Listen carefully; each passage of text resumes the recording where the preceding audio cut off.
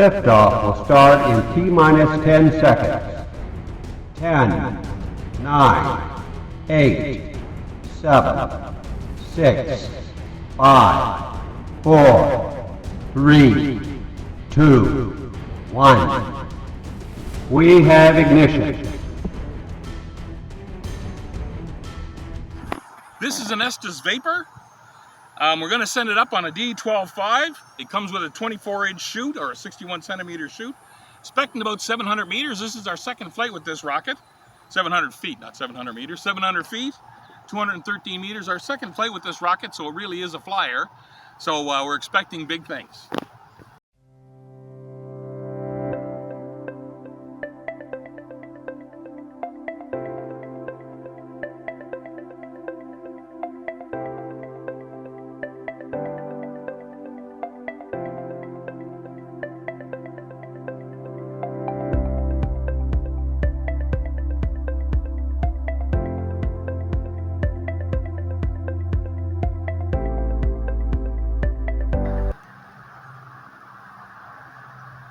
We have a live box, so we'll launch in 5, 4, 3, 2, 1, launch.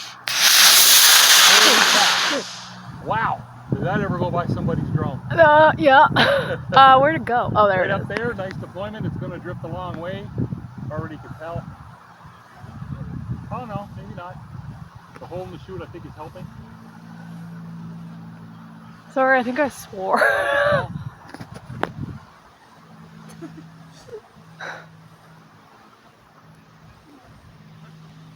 Nice slow descent.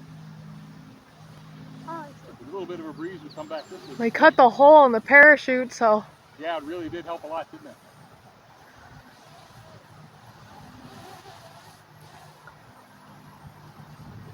Kind of hard to say from exactly where it is, but I hope, it's within the confines of the field.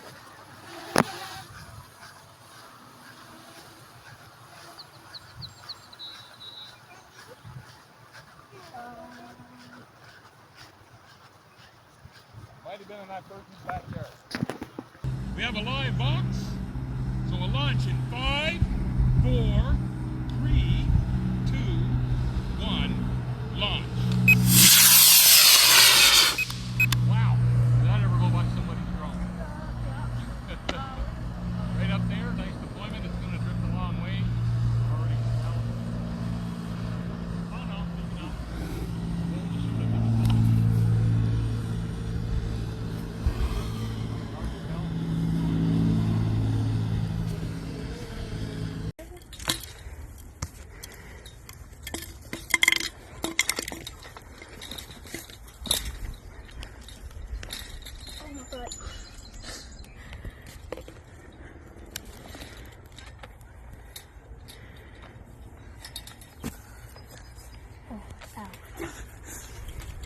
We did it.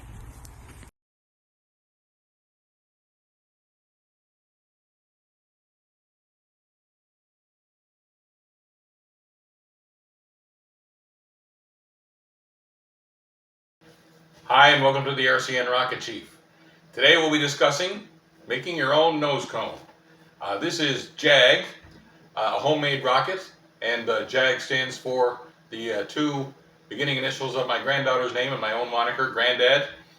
But we'll be making the nose cone out of this stuff, the pink home insulation. I got this sheet at a local big box hardware store for $8 Canadian. A little bit of sandpaper and a few other little doodads, and you're going to be able to make yourself a pretty functional nose cone. So let's check the video on how it actually works in action, and then come on back and we'll show you how we made it. Homemade rockets. Self-roll body tube, cardboard fins, and for this demonstration, a foam nose cone on a C65 because, hey, why not? In 5, 4, 3, 2, 1, launch. A little bit of weather cocking, nice flight though. And it's going to come down on an 18-inch Mylar streamer eventually. There it is. And we should be able to find that fairly easy. Looks like it's headed for the baseball park just outside it. Awesome flight. So the rocket, of course, landed inside the ball field, and clear of hopping the fence, which I'm not doing at my advanced age and weight, means you have to walk all the way around. But the rocket's in great shape. Nose cone survived fine. So to make the nose cone, you start with a piece of your foam insulation just a little bigger than you want the cone to be. And then, key to this, form it into a cylinder first, something like this, just a rough cylinder. And then you can use your sandpaper, 60-80 grit, really rough stuff to get it into roughly the shape that you need. But forming that cylinder is the key thing first. Don't just try and form a nose cone. Then you want to put a shoulder on it, of course, about a ½ an inch from one end. Just rough cut it out so you get it to the right shape. Now, the key to this for finishing it is to ensure you put a good layer or two of white glue on there. It gives a nice hard shell, and it protects the foam from possible spray paint that you may be putting on it. As you can see here, Rust-Oleum meets the foam pretty solidly, so you're going to want to put, again, a nice white layer of white glue on there. And then around the shoulder, you're going to want to put, say, some cardstock or something like that. Glue that on so that it doesn't go anywhere. Then you'll need to put some weight into it because a foam nose cone by itself weighs almost nothing, 2 grams, as you can see here. So by putting a couple of finishing nails and a screw to use to attach the shock cord, I got it up to 13. Here it is here, and it worked out great. Thanks for watching.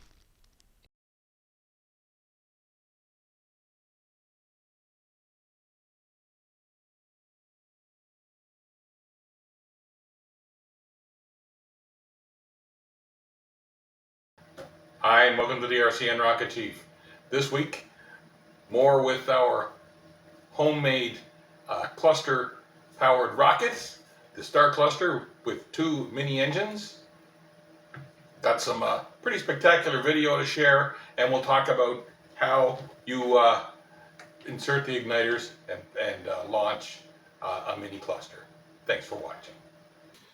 We've simulated the 2 igniters that we would need in our star cluster with these 2 LED lights, and of course we can engage the system to show that when they're lined up in series with the power coming in, out, and then onto the second igniter and back, everything seems in theory that it will be fine. However, if either one of these igniters goes even just a fraction of a second before the other one does, which is certainly likely, then the power would be cut off and the second igniter is never going to fire. So what we need to do is wire them up in parallel. With the igniters hooked up in parallel, we see that the power will go in to this igniter through and then back out to the positive, or to the out system, if you will. And the other igniter is set up to the same leads, and it has a complete path of its own. When we engage the system, both igniters ignite. Now, the difference, of course, is if this igniter were to fire even just a fraction of a second first, as we have simulated here, there is still power going to this igniter for the fraction of a second that may be required for the second one to ignite, and you'll get a good clean ignition. Let's see if we can see that in the videos that are coming up.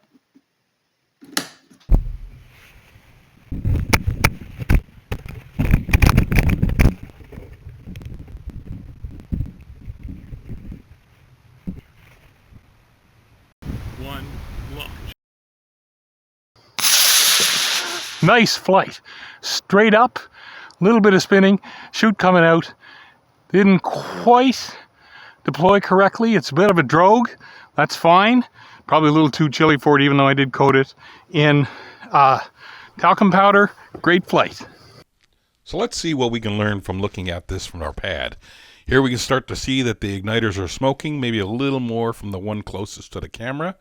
The igniters are obviously continuing to ignite here, and then we're going to get an ignition of the engine closest to the camera, and then that fraction of a second later, the one farthest on, and now we get a liftoff, demonstrating that both igniters do not fire at exactly the same time.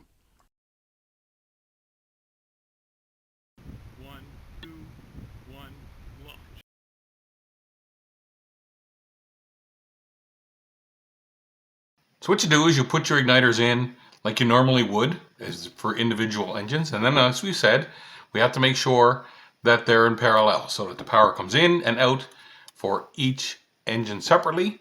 So we take basically a lead that's on the same side. You twist them together.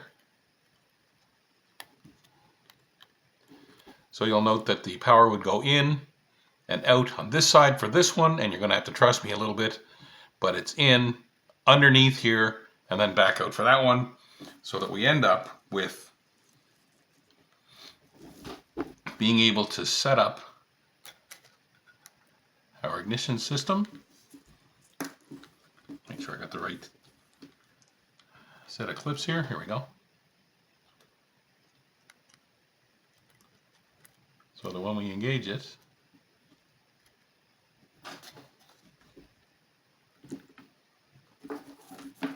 we get power through both igniters at the same time.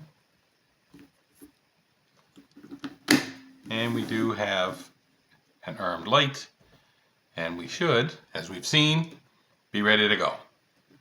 Please like and subscribe so that maybe I can get some ad revenue out of YouTube, and eventually I'll be able to launch full-sized clusters. Thanks a lot.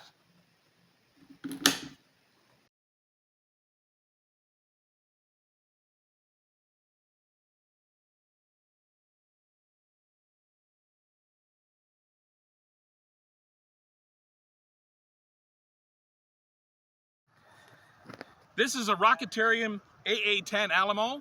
It is a scale version of a real real missile. It's going to go up on a D12-5.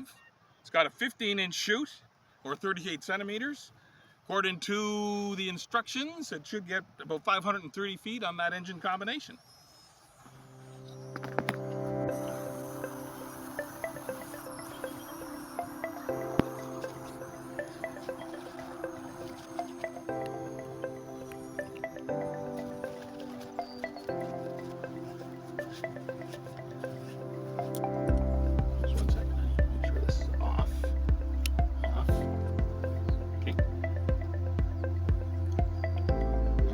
Box. Let me know if you got power to the ignition. It's armed. You do? Yep. We have power to the box, we have power to the ignition. So we'll launch in 5. Launch! Nice flight. A little bit of weathercocking, not bad. Good chute deployment. This one's going to come back almost right on top of us. Oh, the chute didn't quite open. That's going to slow it down a bunch, but it is going to land within the confines of our launcher. Off is. We have power to the box, we have power to the ignition, so we'll launch in 5. Launch. A little bit of weathercocking, not bad. Good deployment. This one's going to come back almost right on top of us. Oh, it's quite open.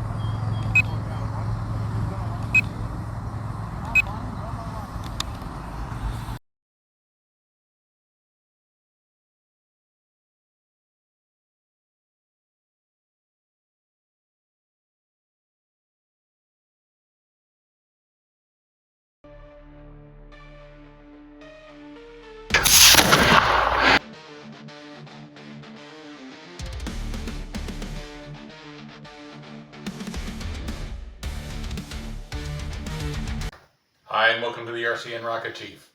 As you've just seen, again, if you watched my original Tazz video, and I'll leave a link here and down in the doobly-doo, so you can watch the original flights of the Tazz, it does need just a few repairs. So today, we're going to make a new body tube for it using this dowel, some cardstock, a little bit of craft tape. So please go watch the video, see if it worked out, and come on back and we'll show you how we did it. Tazz on a self-roll body tube on a B44. It's -5 degrees. You can see it's overcast, starting to break up a little bit, but the wind's up to about 15 degrees. So taking the advantage of fairly light day on the Atlantic coast to launch in 5, 4, 3, 2, 1, launch. Spinning on the way up as I hoped for. B4 forks, ooh, there it is. Nice flight. So to make your own body tube, you need a sheet of, I use 110-pound cardstock. Lighter weights in the 70s also work, but I like the strength that this gives us. And of course, a dowel of appropriate size. So you take your long edge, the 11-inch side, you roll it around the dowel. Make sure you leave about an inch or so to grab onto on the end and to help you line it up squarely. And you just roll it pretty much as tightly as you can, which means that sometimes it can be a little hard to get off. But then you line up the edges best you can. I got this on here pretty tight, so it's not going to move much. There we go. And then on the loose end, take a length of your craft tape and run it. It's a little hard to do this with somebody watching you. Carefully put it on here and then roll it down.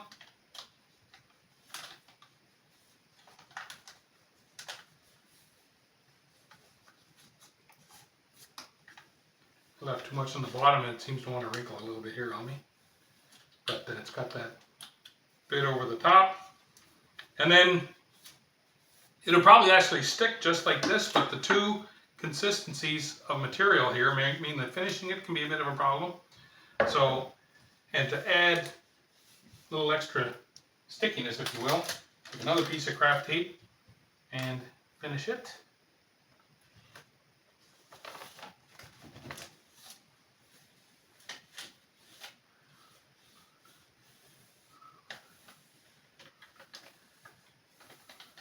Takes a little bit of patience to try and get the wrinkles out of it. I've got one in here already. But again, like any rocket tube, it can be finished with a little bit of white glue and or some wood filler. You will end up with one long seam down here where the paper is folded over, and of course a seam where the tape overlaps. Sometimes it doesn't want to stick. So of course, white glue will help you with that. Then you just cut the bottom off.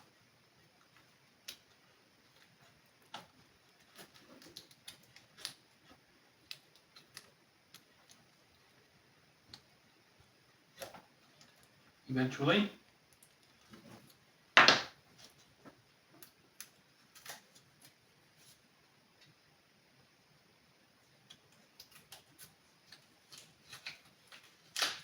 And it should slide right off.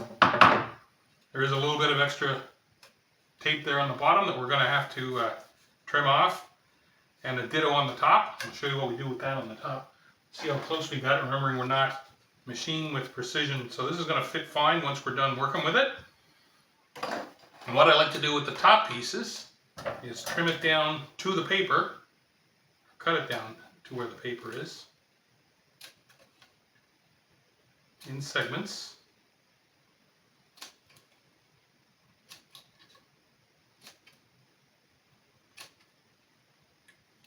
And fold them inside.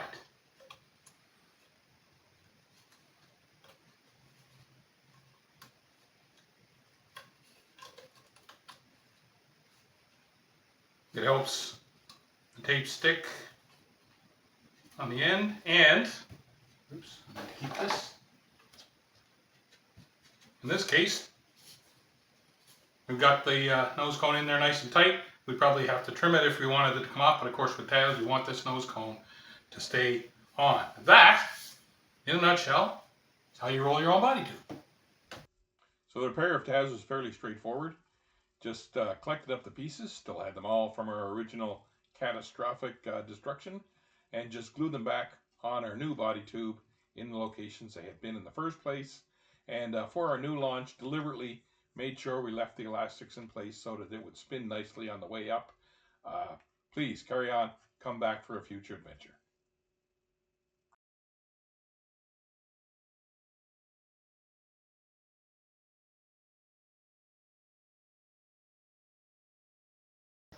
Hi, and welcome to the RCN Rocket Chief.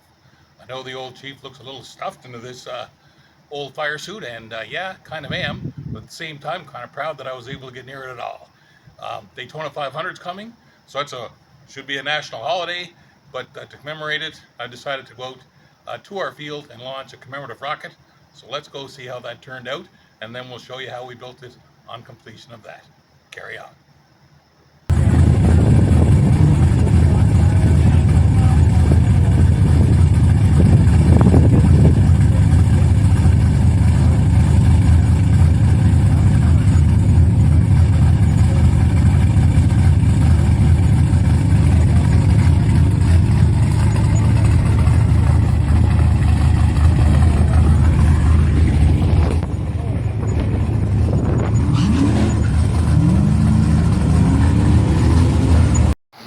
NASCAR qualifying.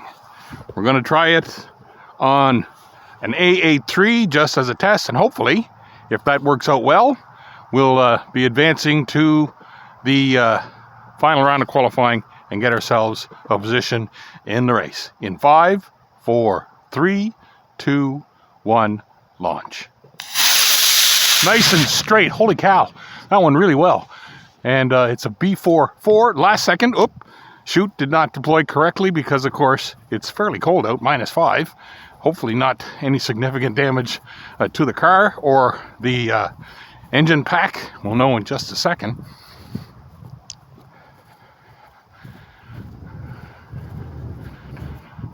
So far, so good. Oh, yeah. Things went pretty well. Little bit of crush at the top of the nose cone, easily repaired.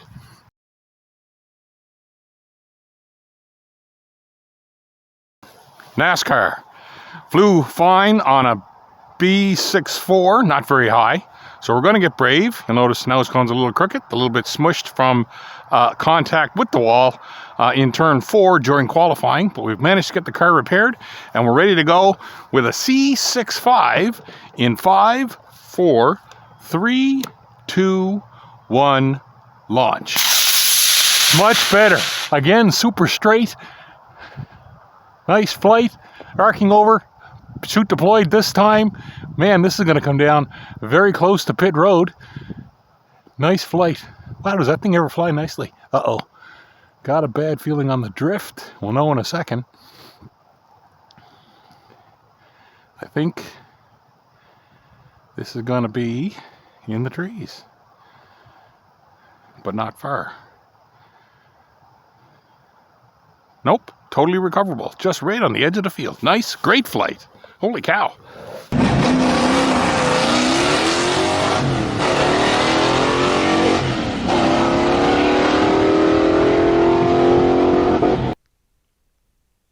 So I didn't go into this with a deep plan. There was no open rocket file or anything like that. I just figured if I somehow managed to make a foam nose cone that looked like a car, I was going to be ahead of the game. So I used the same techniques as making a nose cone, although I did use, of course, a silhouette of a car, as you can see here. Lots of carving and sanding, and did manage to come up with something that looked like a race car, but was way too awkward to be a nose cone. So once I got it sanded down, I figured, well, if we put a trough along the bottom of the car and use a typical 3 fins and a nose cone type rocket, I can use this something like a parasite glider, have it hang off the side of the car. So here it is, getting a coat of white glue to keep it nice and strong, and then the rocket itself, like I said, 3 fins and a nose cone, all made out of self-rolled items, cardboard. The nose cone is something that I did have lying around. But other than that, pretty standard rocket stuff. And it's all coming together. The tricky part, of course, is going to be trying to get this thing to balance with this foam nose cone hanging on the side of the device. So once I got some of the paint on, it was going to be crucial to see how much it weighed. 16 grams. Rocket is 44 grams. Sanded off some of the craft paint I was using because it's wintertime to give a nice spot there for the car to glue to the side of the rocket. Then I decided up near the nose cone, if I added some weight, like this 10-gram bolt to it, could probably help balance the rocket out. Got everything together. Duct tape, of course, the handyman's friend, and by gosh, it flew pretty straight. I was really, really happy with our results. So please carry on and join us again next time.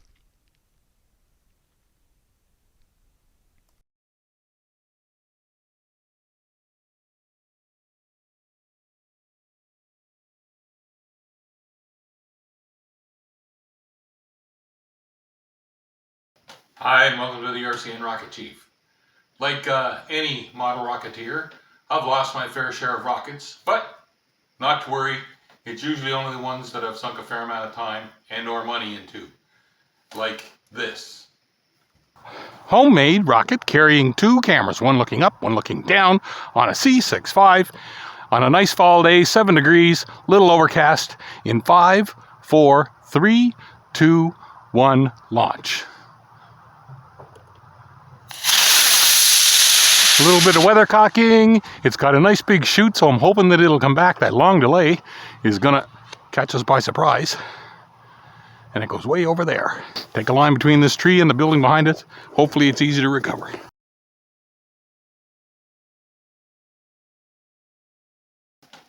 So I've walked about 1 kilometer of that 100-meter search line and haven't come anywhere close to finding out where that rocket is, even though I've got it pretty well localized.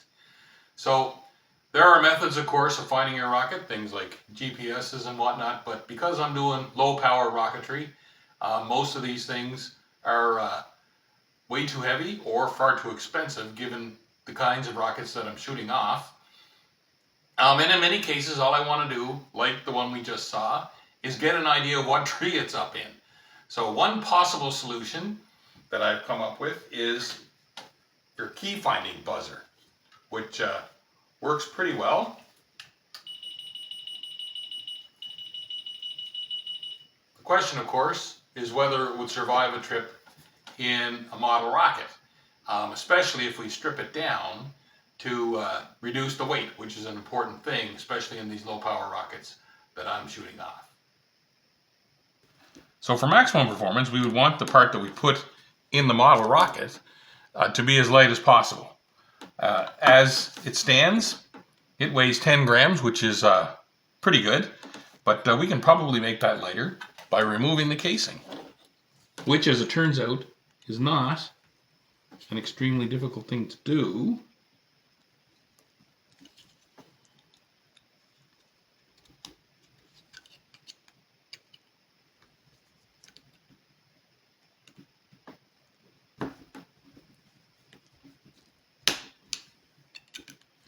Cutting along the seam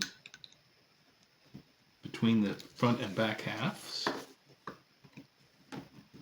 we can get it off with relative ease.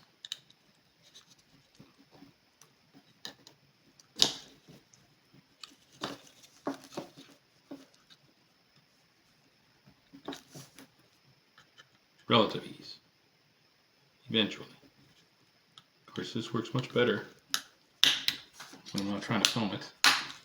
But there we go, came off. Of course, question is, does it still work with the piece off? You can see it still works. And we reduced the weight to 8 grams. Also, we can take off the battery cover. Oops. Making sure that the battery is still seated.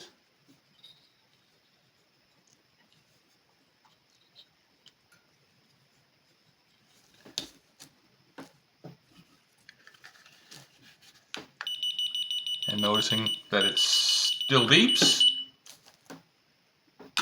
And now it weighs 7 grams. So we'll go try a test to make sure that something like this, which I did wrap some cellophane tape around the battery area to hold it in place. And we have a launch coming up to see if that's going to work for us.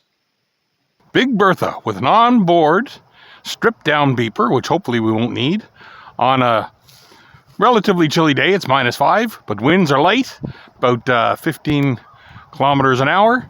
So we're going to give it a shot in 5, 4, 3, 2, 1, launch.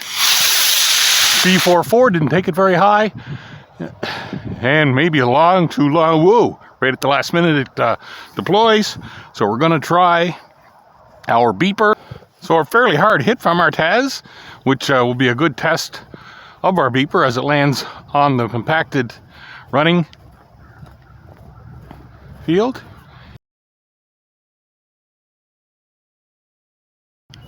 There it is. Nice. So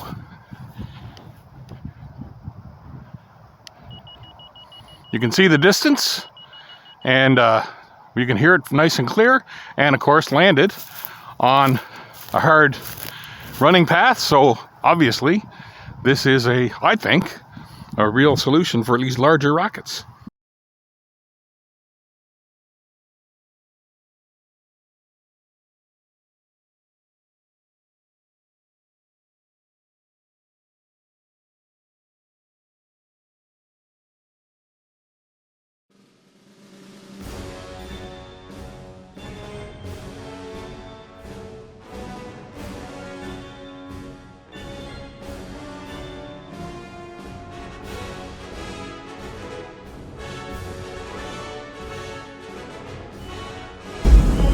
Launch Patrol. Estes TIE Fighter. This time with the correct engine in it, a C63, in light winds. So we'll see what happens in 5, 4, 3, 2, 1, launch. A little bit of weathercocking again. Arc's over. Chute is very late. Well, that may have hurt a bunch. So, coming on the crash scene of our Estes TIE Fighter, and yeah, that's hurt a bunch. On the upside, as we'll see shortly, the Rocket Chief has an alternative solution. Stand by for that.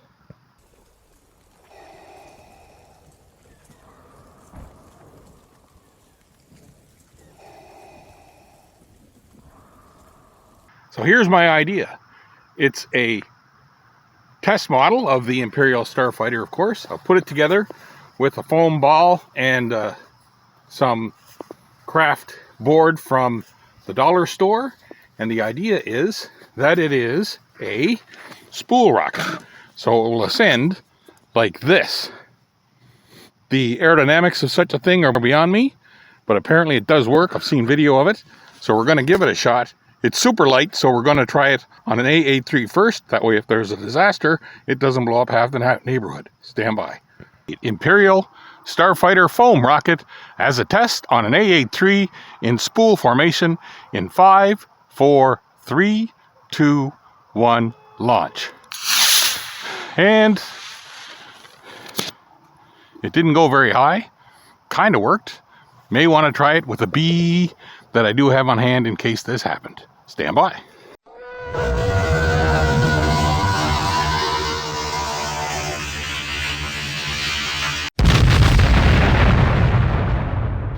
Foam Imperial Starfighter on a B44 in spool mode in 5, 4, 3, 2, 1, launch.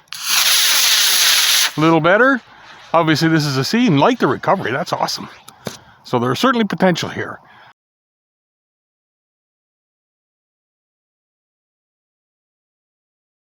Foam TIE Fighter on a C60, because according to what I've been reading, it looks like these spool rockets stop accelerating and instantly go into recovery mode as soon as they stop getting a push from the engine.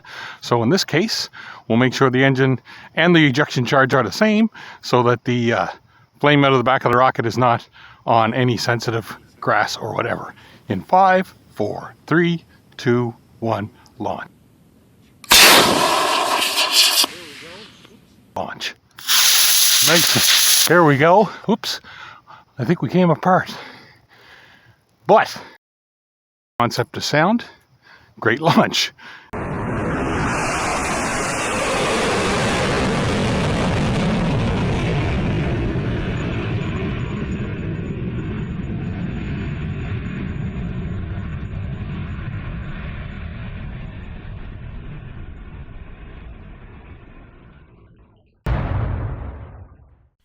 So the key to the foam TIE Fighter is the foam ball.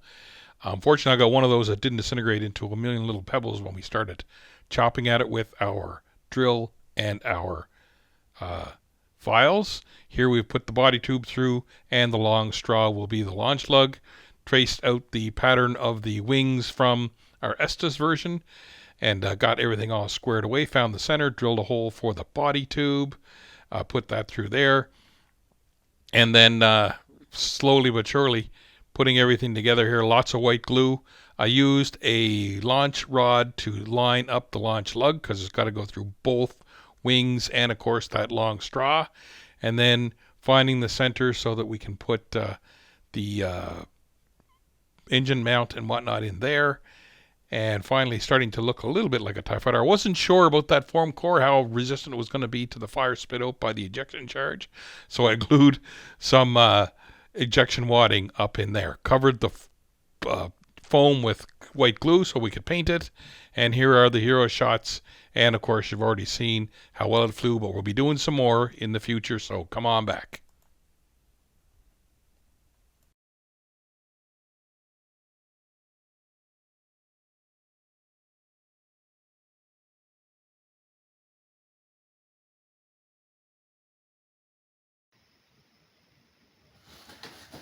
Hi, and welcome to the RCN Rocket Chief. Well, it had to happen. Been out to the field, not a particularly successful day, and there'll be some video about that, but most of all, lost my first rocket of the season. Bound to happen, rocket eating trees, and in this case, snow. Certainly an easy way to eat something up, but I do have a coffee provided by a viewer. Link to the doobly-doo on how to do that if you want to help out. But in the meantime, enjoy the first, I guess, disaster of the season. Carry on.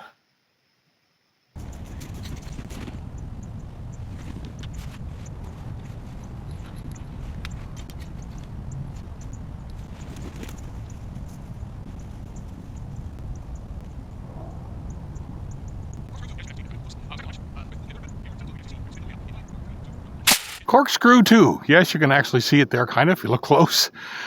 Second launch with hopefully a better camera setup so that we can actually see if it spins on the way up. In 5, 4, 3, 2, 1, launch. Again, nice straight shot. Wow, did it ever go? I don't see it at all. So on the understanding that it's coming down and everything went kind of this way today, we're going to assume over here, but wow, that thing sure does move. I'll do a quick walk around the field, but I got a feeling we may have just sent one to the snow gods. Hopefully it spun on the way up, at least we get that out of it. Second launch, with hopefully a better camera setup so that we can actually see if it spins on the way up. In 5, 4, 3, 2, 1, launch. Again, nice straight shot. Did it ever go?